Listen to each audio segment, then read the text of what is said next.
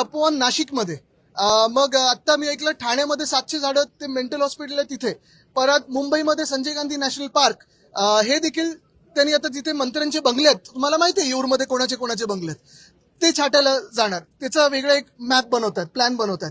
तसंच पाहिलं तर आपल्या नागपूरमध्ये इथे अजनी वन ते देखील मारायला चालले होते. मी मंत्री असताना ते थांबवलं होतं, तरी भाजपचे लोक ते कापायला मागेच आहेत. अरावली जे राजस्थान, गुजरात, हरियाणामध्ये आहे, प्रत्येक ठिकाणी या देशभरामध्ये आपण पाहतोय जिथे जिथे पर्यावरण काहीतरी वाचलेलं आहे तिथे ते पर्यावरण नष्ट कसं करायचं हे भाजपला बरोबर माहिती आहे. मग हायवे, बोगदे वगैरे विकासाच्या नावाखाली विनाश कसा करायचा हे माहिती आहे.